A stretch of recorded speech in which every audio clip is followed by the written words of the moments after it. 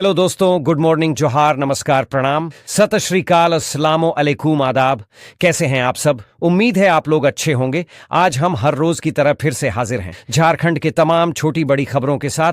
खबरों को शुरू करने से पहले अभी तक आपने B2B news Jharkhand news channel को सब्सक्राइब नहीं किया है तो सब्सक्राइब कर दीजिए ताकि झारखंड में होने वाली तमाम छोटी बड़ी खबरों से खुद को अपडेट रखें और जानकारी से अवगत हो सकें। तो चलिए बात करते हैं आज के तमाम छोटी बड़ी खबरों पर नजर डाल।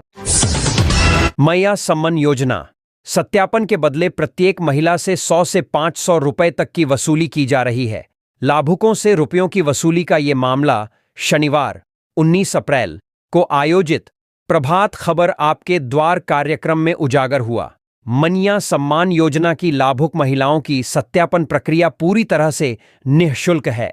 इसके बावजूद सेविका पैसों की वसूली करने से पीछे नहीं हट रही है। मैया सम्मान योजना की लाभुक महिलाओं से सत्यापन के नाम पर आंगनबाड़ी सेविका पैसे ऐंठ रही है।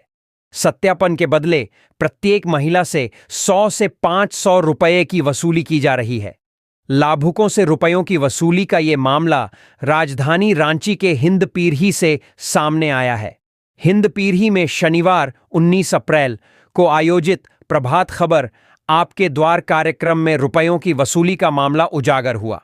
जिला उपायुक्त के सख्त निर्देश के बावजूद आंगनबाड़ी सेविका पैसों की वसूली करने से पीछे नहीं हट रही है। सत्यापन के लिए 100 से 500 रुपए की मांग हिंद पीढ़ी में आयोजित प्रभात खबर आपके द्वार कार्यक्रम में महिलाओं ने बताया कि मैया सम्मान योजना का लाभ पाने के लिए भी उन्हें काफी परेशानियों का सामना करना पड़ रहा है। सत्यापन के लिए आंगनबाड़ी सेविका उनसे 100 से 500 रुपए तक की मांग कर रही है, जबकि सत्यापन पूरी तरह से निःशुल्क है। महिलाओं ने बताया कि इलाके में उनके लिए बुनियादी सुविधाएं भी उपलब्ध नहीं हैं और अब मैया सम्मान योजना का लाभ लेने के लिए भी उन्हें परेशानी उठानी पड़ रही है। उपायुक्त के आदेश की अवहेलना, राज्य भर में मैया सम्मान योजना की लाभुक महिलाओं की सत्यापन प्रक्रिया पूरी तरह से निःशुल्क है। रांची उपायुक्त मंजुनाथ भजंत्री ने इस संबंध में आदेश भी जारी किया था। पूर्व में सत्यापन के लिए पैसे लेने वाली जिले की कई सेविकाओं के खिलाफ कार्रवाई भी हो चुकी है। इसके बावजूद उपायुक्त के आदेश की अवहेलना करते हुए सेविका पैसों की वसूली करने से पीछे नहीं हट रही हैं। झारखंड बोर्ड की ओर से सत्र 2024 से 25 इंटरमीडिएट बोर्ड परीक्षाओं का आयोजन 11 फरवरी से 3 मार्च 2025 तक करवाया गया था। बोर्ड एग्जाम में 3,51,138 छात्र छात्राएं शामिल हुए थे। अब इन सभी स्टूडेंट्स के साथ ही उनके अभिभावकों को भी रिजल्ट का इंतजार है ताकि वे ग्रेजुएशन में एडमिशन के लिए तैयारी कर सकें।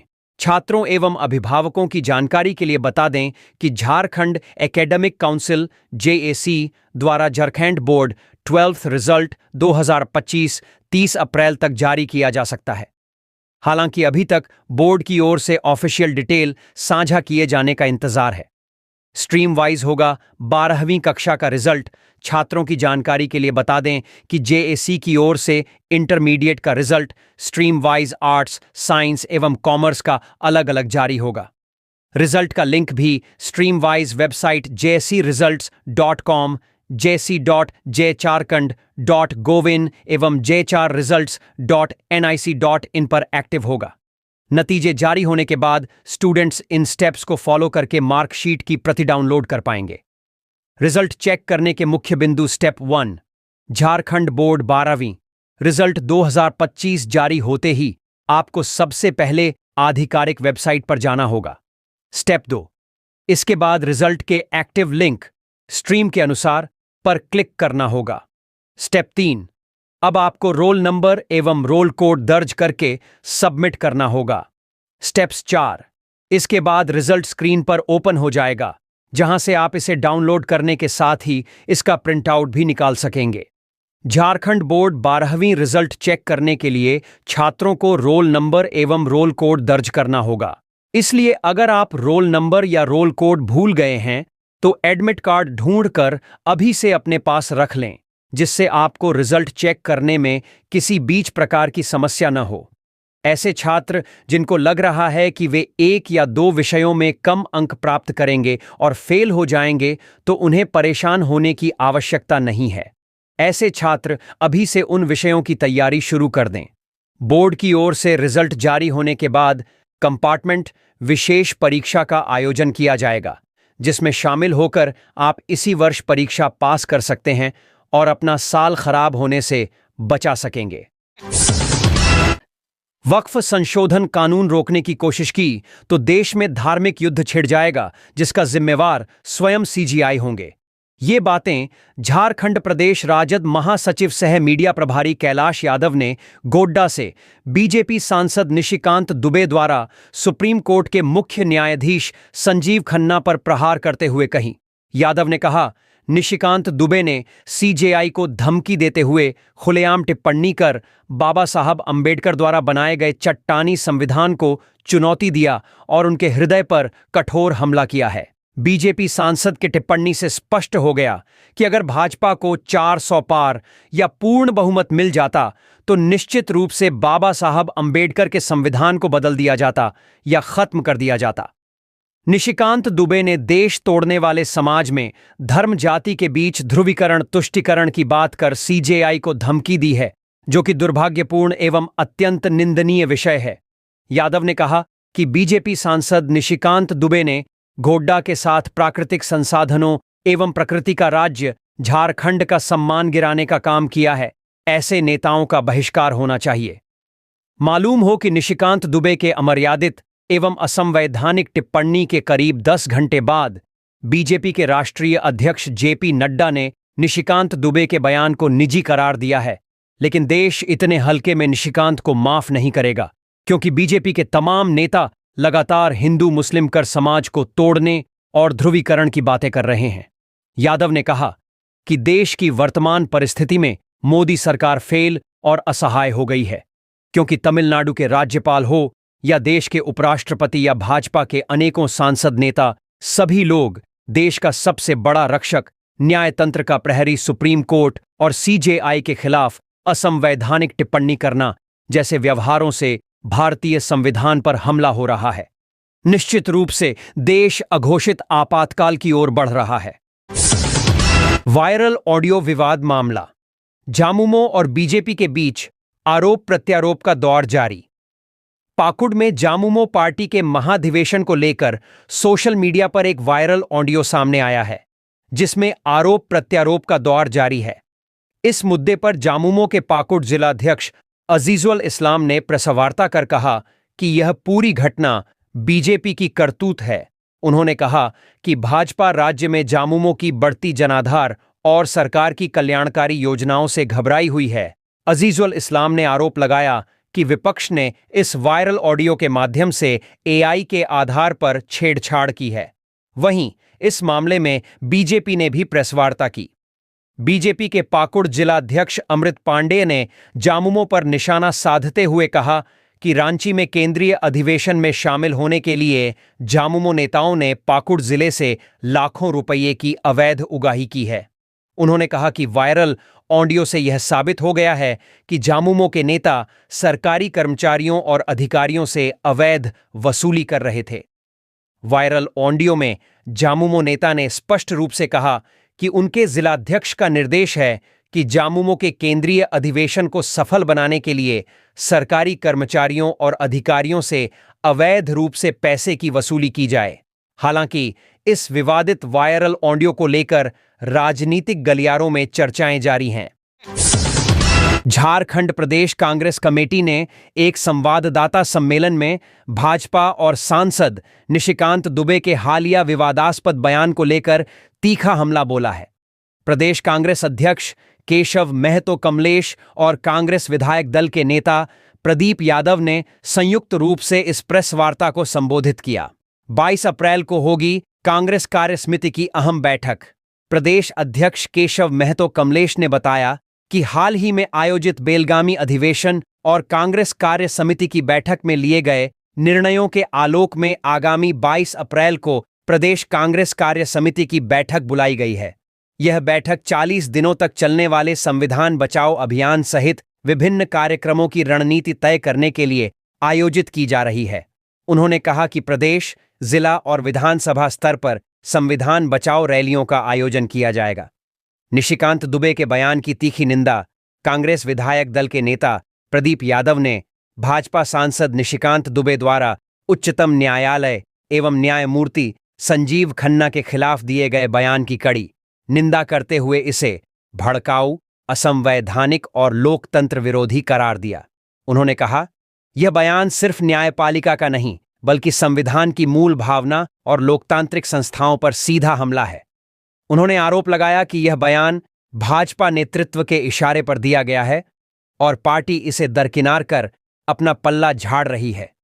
न्यायपालिका की अवमानना का मामला प्रदीप यादव ने कहा कि सांसद दुबे का यह बयान सुप्रीम कोर्ट की अवमानना के दायरे में आता है और क्रिमिनल रिट का मामला बनता है।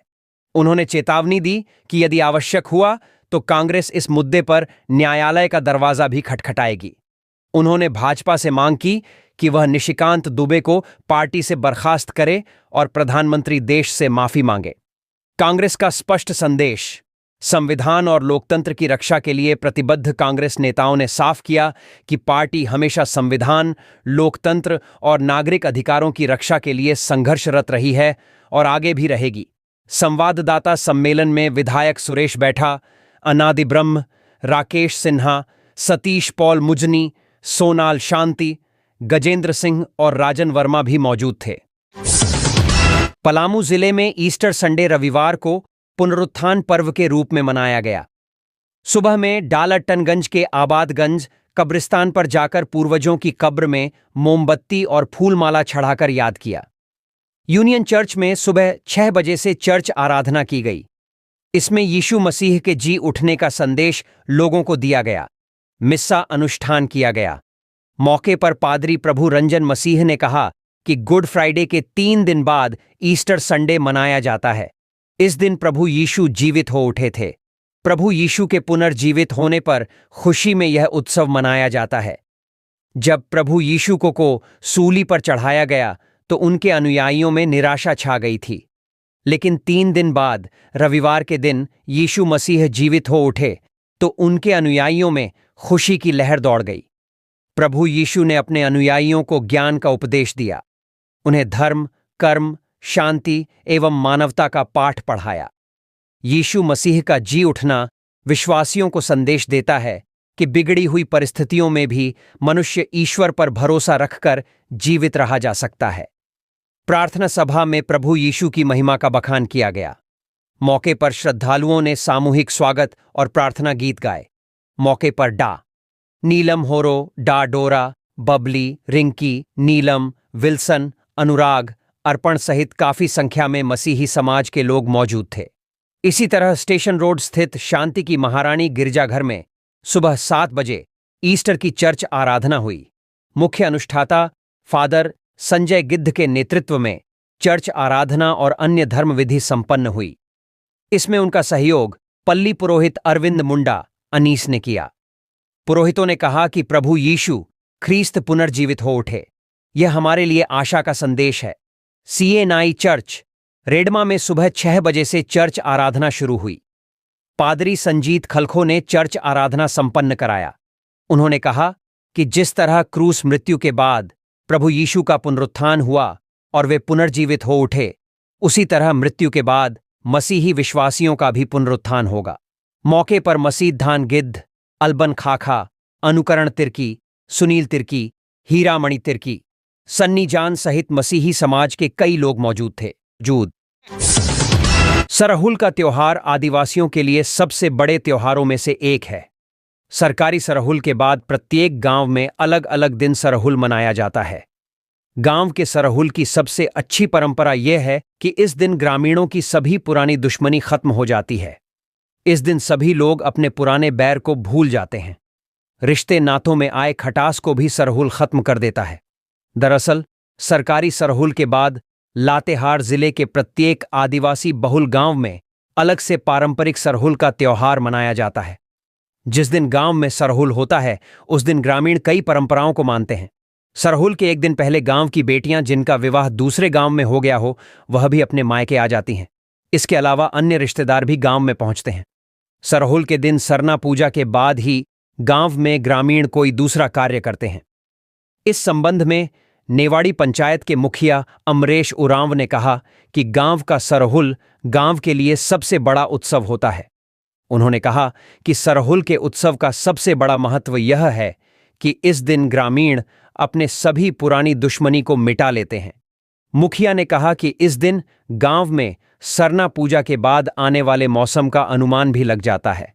वहीं ग्रामीण संतोष उरांव ने कहा कि सरहुल के दिन गांव में रहने वाले ग्रामीणों के रिश्तेदार भी पहुंचते हैं और एक साथ मिलकर सरहुल का त्योहार मनाते हैं। सामाजिक दूरियों को मिटाता है सरहुल का त्योहार। पांडेयपुरा पंचायत के मुखिया संजय उरांव ने बताया कि सरहुल के त्योहार की सबसे बड़ी खासियत यह है कि इस दिन सामाजिक दूरियां लगभग खत्म हो जाती हैं। उन्होंने कहा कि वर्तमान में जैसा परिवेश हो गया है, उस परिवेश में लोगों का मिलना जुलना काफी कम हो गया है। लोग मोबाइल पर बात कर रिश्तेदारी निभा लेते हैं, लेकिन सरहुल का त्योहार एक ऐसा त्योहार है जिसमें ग्रामीणों के रिश्तेदार गांव पहुंचते हैं। लगभग 1.5 महीने तक अलग अलग गांव में लोगों का आना जाना और मिलना जुलना लगातार चलता है, जिससे सामाजिक एकता की भावना भी जागृत होती है। मुखिया संजय उरांव ने कहा कि सरहुल के दिन जब तक सरना पूजा नहीं होता तब तक गांव में दूसरा कोई कार्य नहीं होता है। सरहुल के दिन सरना पूजा होने के बाद से ग्रामीण खेतीबाड़ी की शुरुआत भी करते हैं। सरहुल का त्योहार पुरानी परंपराओं को संरक्षित करने के साथ साथ लोगों में एकता की भावना को भी जागृत करता है। मुख्यमंत्री हेमंत सोरेन के विदेश दौरे और मंत्री हफीजुल हसन अंसारी के बयान पर विपक्ष जहां सत्ता पक्ष पर हमलावर है, वहीं सत्ता पक्ष भी विपक्ष पर पलटवार कर रहा है और आरोपों को बेबुनियाद बता रहा है। भाजपा यह सवाल उठा रही है कि जब झारखंड में उद्योग को बढ़ावा देने के लिए मुख्यमंत्री विदेश दौरे पर गए तो फिर राज्य के उद्योग मंत्री को क्यों साथ नहीं ले गए। बाबूलाल मरांडी सठिया गए हैं। सुरेश पासवान सत्ता पक्ष और विपक्ष के आरोप प्रत्यारोप के बीच ईटीवी भारत ने राष्ट्रीय जनता दल के विधायक दल के नेता सुरेश पासवान से बात की। राजद नेता सुरेश पासवान कहा कि मुख्यमंत्री के नेतृत्व में झारखंड की सरकार अच्छा काम कर रही है। बाबूलाल मरांडी के आरोप को लेकर उन्होंने कहा कि उनकी उम्र 60 से ज्यादा हो गई है, इसलिए वह सठिया गए हैं। उनके बयान का कोई आधार नहीं होता है। वह सिर्फ अपनी राजनीतिक छवि को बचाने के लिए विपक्ष के खिलाफ बोलते रहते हैं। मंत्री हफीजुल के बयान को तोड़ मरोड़ कर पेश किया। वहीं मंत्री हफीजुल हसन अंसारी के द्वारा संविधान को लेकर दिए गए बयान पर विधायक सुरेश पासवान ने कहा कि उनके बयान को तोड़ मरोड़ कर पेश किया गया है। भारतीय जनता पार्टी के वरिष्ठ विधायक सीपी सिंह ने भी गरीबों के मसीहा लालू प्रसाद यादव के बारे में कई टिप्पणी की है। उन्होंने मंत्री हफीजुल हसन का बचाव करते हुए कहा कि उनके मन में संविधान के प्रति सच्ची निष्ठा और श्रद्धा है। हफीजुल हसन के द्वारा संविधान को लेकर दिए गए बयान पर भाजपा अपनी राजनीति सेंकना चाहती है, जो इंडिया गठबंधन कभी नहीं होने देगा। बिहार चुनाव में इंडिया गठबंधन की जीत का दावा। वहीं बिहार विधानसभा चुनाव को लेकर उन्होंने दावा करते हुए कहा कि आने वाले समय में बिहार में भी इंडिया गठबंधन की जीत होगी। वहीं सीट शेयरिंग को लेकर जो भी बातें हैं, वह आने वाले समय में सभी राजनीतिक दलों के प्रमुख के आपसी सामंजस्य से निर्णय लिया जाएगा। राजद विधायक दल के नेता सह विधायक सुरेश पासवान ने यह स्पष्ट कर दिया है कि मुख्यमंत्री हेमंत सोरेन जो भी निर्णय ले रहे हैं वह राज्य एवं राज्यवासियों के लिए बेहतर है। भाजपा के लोग जनता को दिग्भ्रमित करना चाहते हैं, लेकिन जनता अब सब जान चुकी है। बता दें कि राजद कोटे से विधायक बने संजय यादव राज्य के उद्योग मंत्री हैं। एनटीए ने जेईई मेंस 2025 का रिजल्ट घोषित कर दिया है। इस बार भी बिहार में आईआईटीएन का गांव पटवा टोली का जलवा देखने को मिला। इस बार के रिजल्ट में 40 से अधिक छात्र छात्राओं ने सफलता पाई है। इसमें वृक्ष संस्थान में पढ़ने वाले 28 छात्र छात्राएं शामिल हैं। इन छात्रों को मिला सफलता। जेईई मेंस में शरण्या को 99.64% अंक आए हैं। इसी तरह आलोक को 97.7, शौर्य 97.3, यशराज 97.3, 8 शुभम 96.7, प्रतीक 96.35, केतन 96.00, निवास 95.7, गौरिका यादव 95.1, सागर 94.8, अस्मिता को 91.62% अंक आए हैं। इसी तरह निरुपम को 91.02, अभिराज 91.1, मनीष 91.37, नंदनी 2.98, कशिश 90.8, अंजलि 90.66, सानिया 90.4, श्रेया 90.92, अमन 90, अभिनव 88.99, शशिकांत 87.7, आकाश 87.6, अर्शियन 87.33, नैन्सी 87.2, मंतराज 87, नेहा 83.95, भरत को 80.45% अंक आए हैं। हर घर में इंजीनियरों का कारखाना कहें या फिर IITN का गांव, यहां हर घर में इंजीनियर देखने को मिल जाएगा। इसकी शुरुआत 1991 से ही हो गई थी। इसके बाद से हर साल इस गांव से इंजीनियर बनते हैं। इसमें वृक्ष नामक संस्था का अहम योगदान है। साल 2013 से यह संस्थान छात्र छात्राओं को नीट शुल्क इंजीनियरिंग परीक्षा की तैयारी कराता है। सागर की सफलता की कहानी। JEE मेंस 2 की परीक्षा में सफलता हासिल करने वाले सागर कुमार को 94.8 अंक प्राप्त हुए हैं। सागर कुमार के सफलता की कहानी भी हैरान करने वाली है। ETV भारत से बातचीत में उन्होंने बताया कि जब होश भी नहीं संभाला था तो सिर से पिता का साया उठ गया था। पिता की मौत के बाद सागर को बुनकरों की इस नगरी में सहारा मिला। आर्थिक रूप से कमजोर सागर को वृक्ष संस्थान से मदद मिली। इंजीनियर बनकर देश की सेवा करना चाहते हैं। पिता की मौत के बाद आर्थिक स्थिति ठीक नहीं थी। वृक्ष संस्था, जो कि पटवा टोली में बुनकरों के बच्चों के लिए काम करती है, इसका सहारा मिला। यही पढ़ाई शुरू कर दी। इसी कारण सफलता मिली है। दादी भी काम करती है, तब जाकर घर का गुजारा हो पाता है। Sagar Kumar JEE mains 2 qualify गरीबी को लोहा माना। 91.82% लाने वाली अस्मिता कुमारी भी गरीब घर से आती है। गरीबी लोहा मान सफलता हासिल की है। अस्मिता कुमारी बताती है कि उसके पिता बुनकर है। मां भी सूत काटने का काम करती है। काफी गरीब परिवार से हैं। आर्थिक स्थिति खराब रहती है, लेकिन इसके बीच उसने अपनी पढ़ाई जारी रखी। लगातार 12 घंटे तक मेहनत कर इस परीक्षा में सफलता आई है। आगे जाकर एक सफल इंजीनियर बनना चाहती हूं और देश का नाम रोशन करना चाहती हूं। अस्मिता कुमारी JEE मेंस 2 क्वालिफाई गेटकीपर का बेटा बनेगा इंजीनियर। छात्र प्रतीक को 96.35% अंक आए हैं। उन्होंने बताया कि उसके पिता IIM बोधगया में गेटकीपर हैं। उन्होंने काफी मेहनत की है, इसके बाद सफलता मिली है। शुभम कुमार ने बताया कि वह जमुई का रहने वाला है। हमने सुना था कि यहां बच्चे इंजीनियर बनते हैं, तो यहां पढ़ने का फैसला लिया। इसी खटखट सूत काटने की आवाज वाले माहौल में पढ़कर सफल हुआ।